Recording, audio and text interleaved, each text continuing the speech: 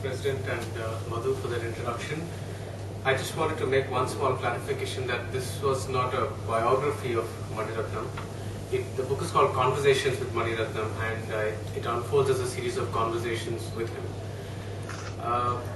When Madhu approached me at the event where it was actually at the launch of another film book that was called, it was the Rajnikant book at Landmark. Yeah. So he said, why don't you come and talk? I said, what do you want me to talk about? He said, about your book. And the thing is, this has been a very slightly surreal experience for me, because I was born in the 70s, and anybody who was born in that time frame knows that you're in your teens in the 80s, and that's pretty much when you're discovering cinema, and that's around the time Mani Ratnam happened, and everyone really took to him. In a way, at least the youngsters were pretty crazy about his films, and to move from that position of being a kind of a huge fan, of which I have talked about in the introduction to my book, to a film critic has been a kind of an interesting journey. And one of the questions that I'm most asked about is, did you approach the book as a fan, or did you approach the book as a critic? And I always say I'm not too sure, but hopefully there's a bit of both. There's a bit of rigor in the discussion, and also a fan's desire to know how his idol goes about things. How did this book come about? Now, I've been having discussions with the publishers, Penguin, for a very long time, and I just kept saying, they kept throwing up various ideas, and I kept saying no to most of them, because it's easy to say yes to a book, and you sign a contract, and the first month or so is easy because you start writing and the initial rush is there. But if you want to take that to its end, and you realize that this is, you've got to keep waking up early every day till the book is done, you've got to keep doing the editing and stuff like that. It's a long, long slog. So you really need to be interested in the kind of book you're doing. And they kept giving me various ideas, and I kept saying no. And then 2010 happened, and Ravan was released and here it was released as Ravanan. And I think I was one of the few, if not the only person, who gave the film a considered review, which meant that despite my problems with the film, I still found a lot to talk about the film, as opposed to saying it's a downright terrible film and just, washing my hands off it. And I think that caught the eyes of the people at my editor, basically, who became editor. She lives very close to where I live, actually. Her name is Kamini Mahadevan. She then says, okay, so why don't you do a book about Mani Ratnam? So I thought about it, and I said, okay, why not? Because obviously I know all his films, having seen them numerous times each. And so we kind of tentatively agreed that, now it's okay, you're going to write about Mani Ratnam. There are lots of ways you can write about Mani Ratnam. I did not want to do a biography. One of the things that you don't want to do in India is a bit of a biography, because it's not the easiest of things to do. You need, for a biography, it's not, you have, along with the person, you have to talk to the people around him also. The people who work with him, his family, his friends, and when you come to the people who work with him, and when people know that they're going to be quoted, they pretty much clam up when it comes to the non-complimentary stuff.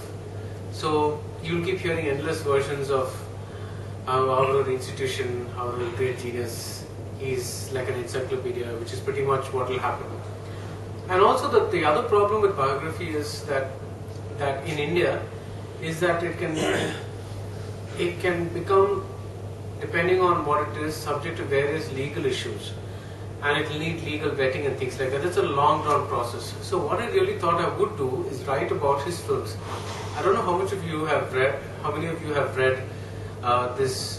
There have been a number of books written on Alfred Hitchcock, and one of the best of them is by this film critic called Donald Spoto.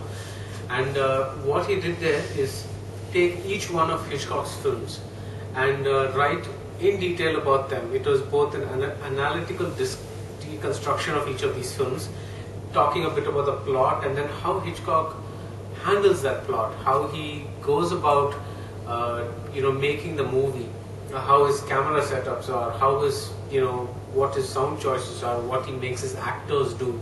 In short, really analyze the film in a way you cannot do in your newspapers or in your magazine, simply because there is not that much space. So I thought that would be a good approach to do. For by that time Mani Ratnam had made 20 films. If you count the bilinguals as one film, then it was 20. Otherwise, either Irthu and Yuva were 2 films, and Ravan and Ravanan were 2 films, so it would be 22 films. So I said, okay, this is an approach that works for me, and I thought I would tell Mr. Mani Ratnam that I was going to do this book.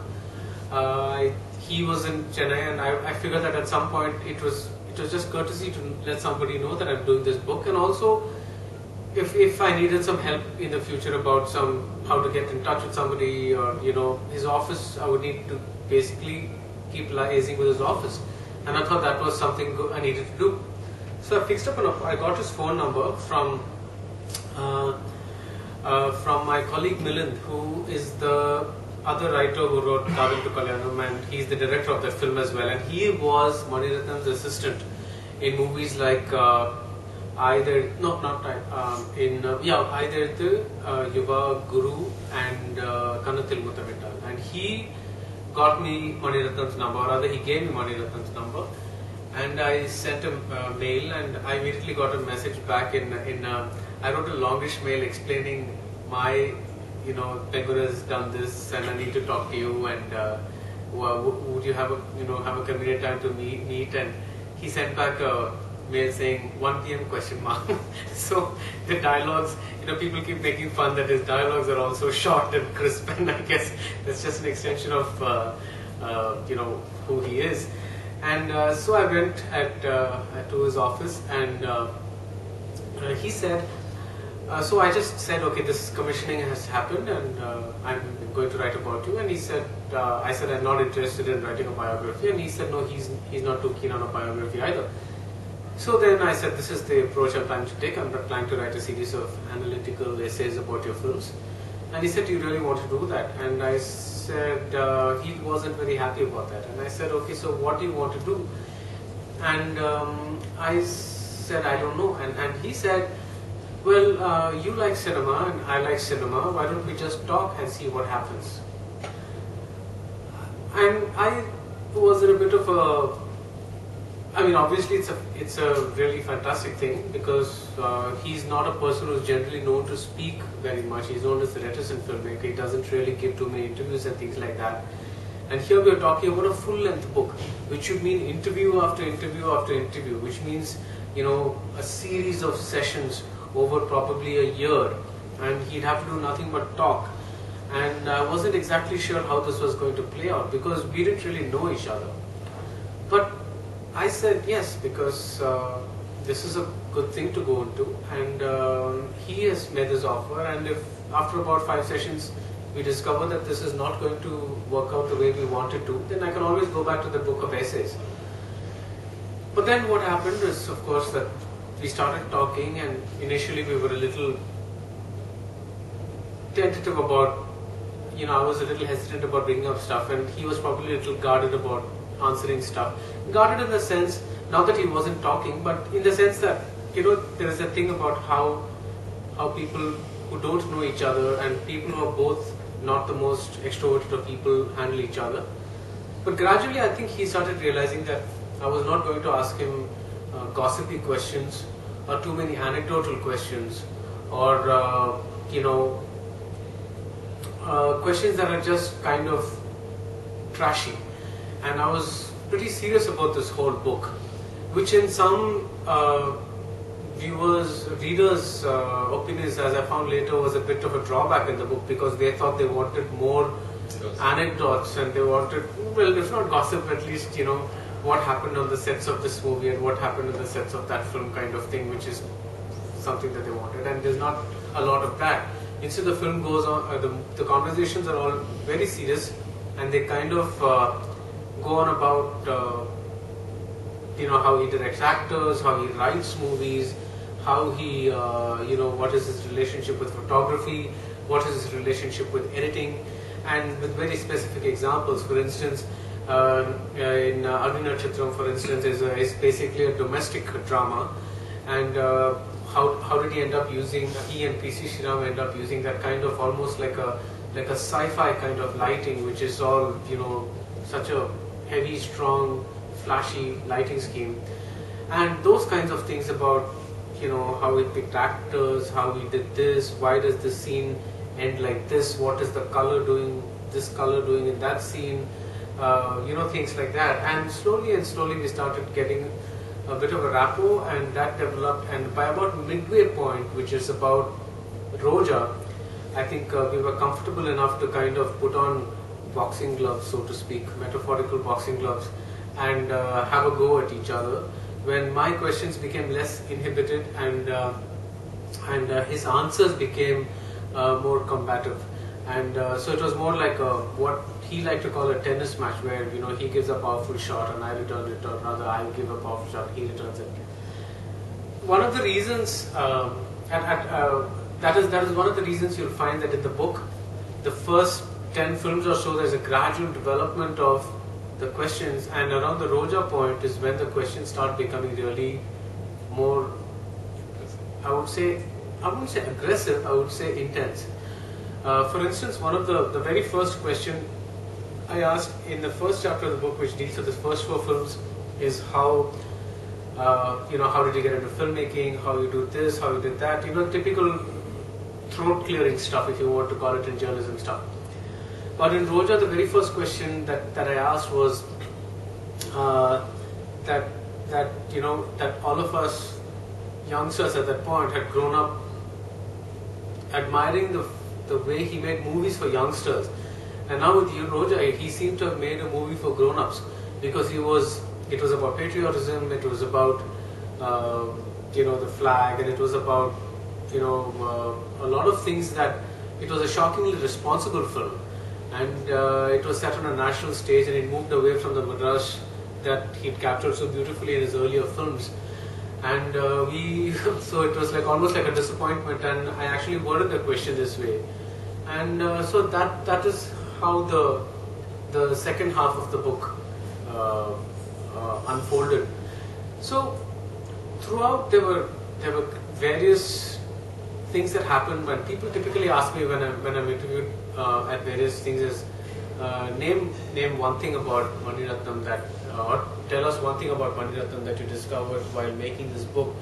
And of course there are several things, but one of the things that was one of the most amazing things is, as a journalist, you end up interviewing a lot of people, meeting a lot of film people or music people, and most of the people in the entertainment industry, when they say come at 3 o'clock, they really mean you should be there at 3 o'clock, but they'll come there at maybe 3:15 or 3:30 or 4, and even when they're talking to you, they'll sometimes take their mobile phone and go outside because it's an important call that they have to take or something like that. But with Mani Ratnam, that never really happened. He would say 3 and he would be in his office at 2:55. His office is where these conversations took place. He would say 3 and he would be there at 2:55, and then as soon as I entered, he would call up his secretary and say no calls. And that is how committed he was, and that's really how committed he is to everything that he does. And that commitment is something that's amazing in somebody who's arrived at this kind of a position, because he could easily play the power card. He's at a more powerful position than I am, but the respect that he gives everybody, and that is really something amazing. That your time is important just as my time is important. That's really something that I haven't really seen too much in film circles so far. So I thought, instead of telling you more about the book, if you have any questions, I will I've told you what the book is about. So if you have any questions, I mean we can have a conversation now about the book. That way we can I can make sure that I answer the questions that you have about the book, rather than me telling you. But if you want me to continue, I can do that as well. Is there a message that Maniratnam or you want to convey through the book to the audience? Not really. In the book actually I've asked him if certain movies were message movies, and he said he doesn't make movies to give messages. And I think there was no message here. There was just trying to get into the head of one of the last big mainstream filmmakers. And I say this because when I say mainstream cinema, of course everything falls under mainstream cinema, but today it's very rare to find a filmmaker who works in a mainstream medium with mainstream tools like songs and dances and like dialogue scenes, and which are powerful and dramatic contrivances, and tries to tell non-masala stories. The stories are not just about, like a hero going, and they're not heroic stories typically. They're about ordinary people, and it's something that we don't find too much. At one point, India, we used to have a lot of movie makers like this. We used to have Raj Kapoor, for instance, in Hindi, who used to make like movies about non-heroes. We don't find that very often in India, where today, that is, because it's all become about the hero now. Whether it's the Hindi or the Tamil films, you find, and if you want to find the non-hero movies, you have to go to the people who make these small budget films with all newcomers. But even they, after about 2 or 3 films, they graduate to making these hero kind of films. So to make a mainstream thing and try to make a kind of a classy product is not the easiest of things in this marketplace, because movies, as you know, are a market-driven medium. And I really wanted to get into the head of somebody like that who represented the best of that world. So there's no message as such about this book. If there were a message, what would you think it would be? From what you've described, it is how ordinary people could be extraordinary. That's the message I'm picking up from what you're saying. Yeah, so the message is more, actually, a lot of film students have come up to me and they've said, thank you for this book, because it tells us that if somebody like that can struggle this much with every film at that stature, then it really gives us hope to keep doing what we want to do. That it doesn't really become easy at any point, and that every movie is like a fresh start, a new struggle. And that's something that I keep hearing over and over again, that it doesn't become easier after a point. What becomes easier is probably attracting stars to your films or attracting technicians to your films, but the making of the film itself doesn't get any easier. It's still like discovering stuff, and that's something that a lot of people have come and commented about. Sorry, I have one more question. Sure. So, like you talked about Hitchcock, like Satyajit Ray or Maniratnam, is there a common character trait that you would see kind of running through people who are these people who actually take a plot and bring it on a screenplay medium?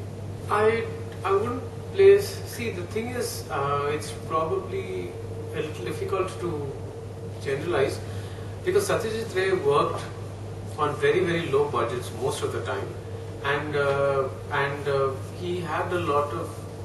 It was easy for him to make the movies that he made. Of course, I'm not denying the effort that went into the movies, but he was working on a slightly.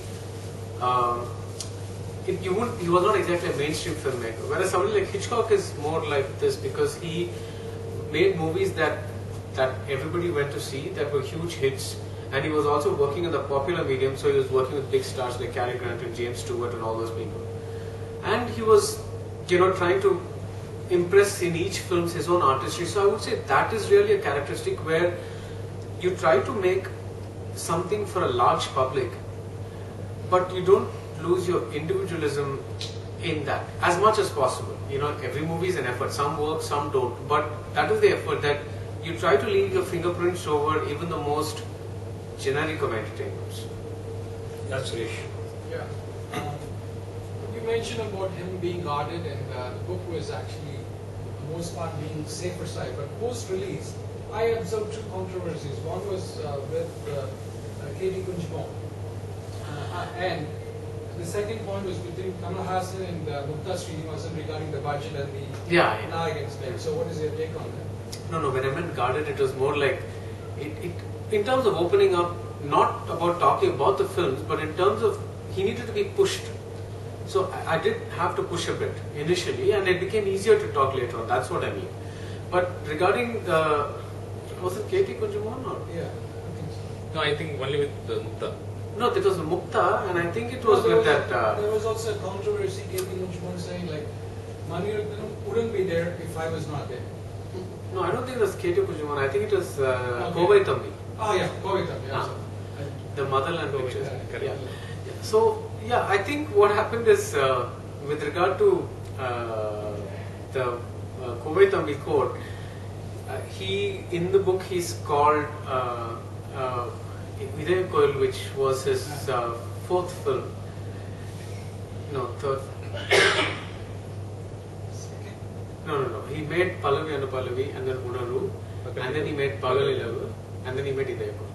So the thing is, when he made Idaya Koil, he said he was really the it was the worst film that he'd ever done, and he said that it was. The producer had an idea that he called him and he said I don't know why he called me, but he called me and he said I have this great plot and I've hired at that point Ambika and Radha were the top heroines. So he said in the first half Ambika dies, in the second half Radha dies, so film is a super hit.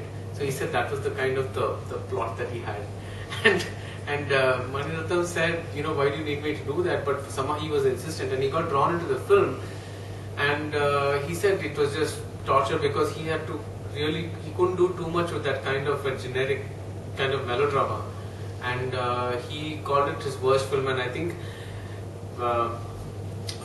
the other so I think Kovai Thambi picked up on that and he said this is what happened and he wouldn't be there. And the other controversy that happened was he said very casually, he said that there were not many people making great movies in the 1970s. I mean, you had Bharati Raja, you had Balachandra and stuff like that, but they were making movies maybe one a year or something like that. So it's not as if the whole scene was alive today. So like today, if you actually see Tamil cinema, on the one hand you have all the big budget films, but on the other hand you also have all all these interesting films from newcomers and things like that. Whereas you didn't have that then because everybody is making the same kind of family tearjerker kind of film. And so he said that if these people can make films, then I just thought, okay, maybe I can give it a shot too. And somehow that got twisted into one, that Mani Ratnam was denouncing 70s as, that nobody was making good movies. I think people just like sensation quotes. And so the Nayagan thing happened because he was, that was one of that was the first film that he really took a giant step in terms of storytelling. Maunaragam was a big hit, but this was where he really took a giant step. And he talked on the film's 25th anniversary. Kamal Hassan wrote an article for the Hindu in the Sunday magazine, saying that this is what happened, and he kind of had very good things to say about Mani Ratnam, but he didn't have anything good to say about the producer. And the producer took great offense, and he sent a letter along with a threat of a legal notice and things like that. And so Mani Ratnam didn't get drawn into that controversy. It was more between Mukta, Srinivasan and Kamal Hassan. So did it help sell more people? I don't know. It may have. So, though actually it did give me some unintended publicity because initially I was told that I couldn't, I wouldn't be able to have my book reviewed. No, I wouldn't be able to put an extract of my book in the Hindu because I'm part of it and Sunday magazine and things like that. And their policy. So I knew I would get a review at some point because they farm it out to somebody else. In this case, Hariharan, he had a review, but I knew I wouldn't be able to get any other kind of publicity because they were part of the thing. But after the Kamal article became really popular, and then the Mukta article the next week was a retort, and that became really popular. So everybody said like, okay, now Vicky, you've heard from him, you've heard from him. Now we need like something from Mani Ratnam, and obviously Mani Ratnam is not going to talk about this, and the only place they could get that was from the book. So there was an extract published the third week. So I got some inadvertent publicity from the whole thing. So Any plans for Tamil version? Because I think that would be more. that is fantastic. We started talking to people about a Tamil version, but for some reason the talks have stalled, and if any of you know the names of any publishers who'd be interested, please let me know, because I am making a list that I want to pass on to Penguin, and we are looking at definitely at a Tamil version of this book. Yes. This Maniratnam didn't study cinema. No, he didn't. He did. So, but does he have his favorite? He must have seen the films of great directors, right? Like Kurosawa, Reyes. Yeah, he's a big Kurosawa fan. That's what he says in the book, and he's a big.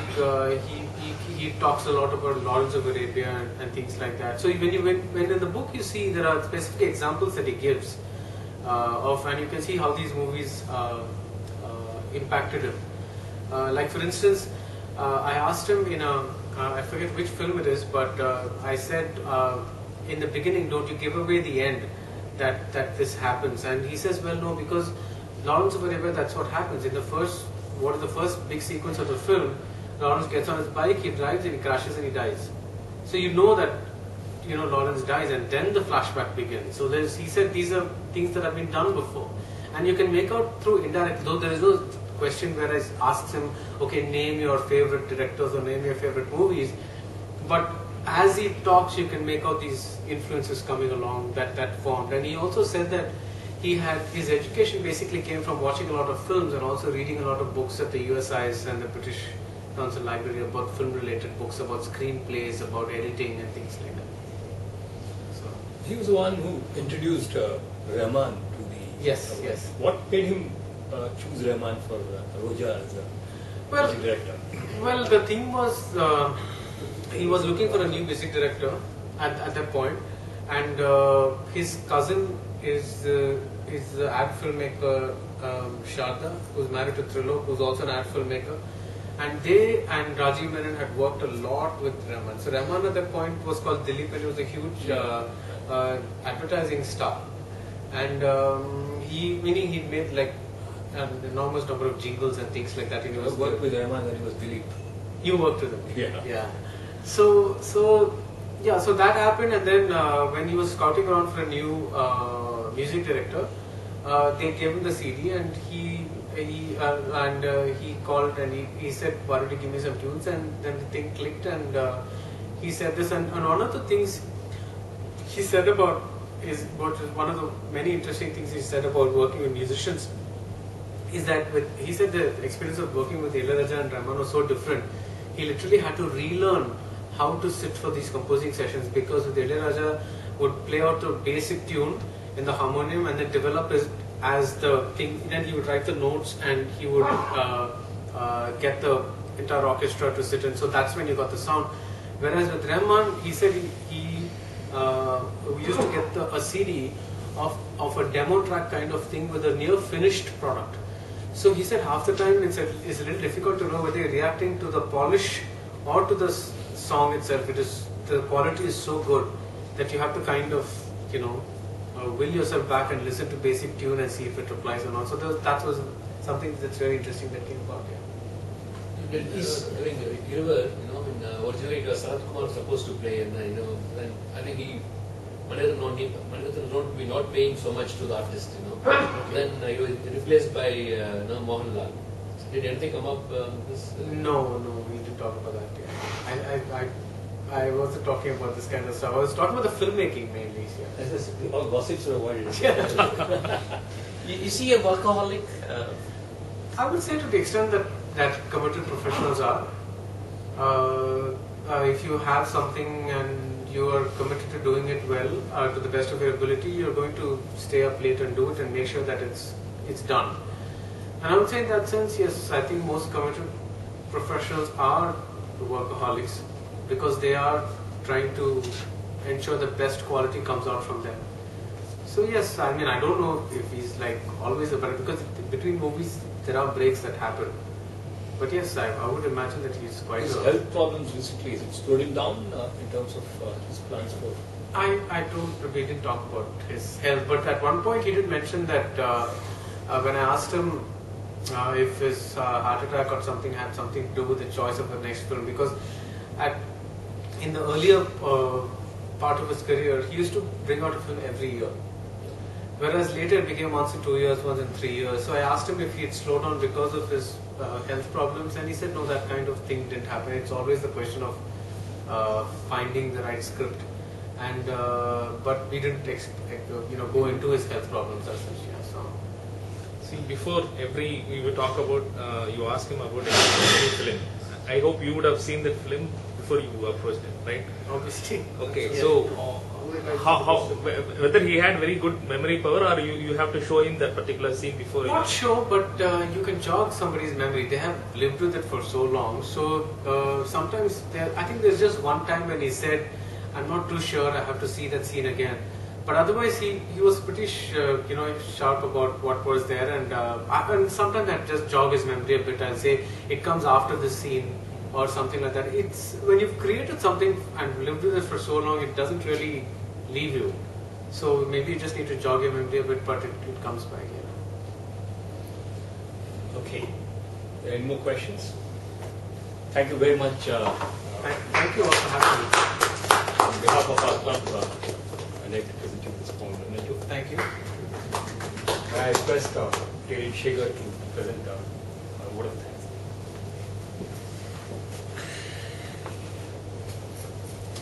Thank you very much, Mr. Srinivas Rangan. It was absolutely delightful.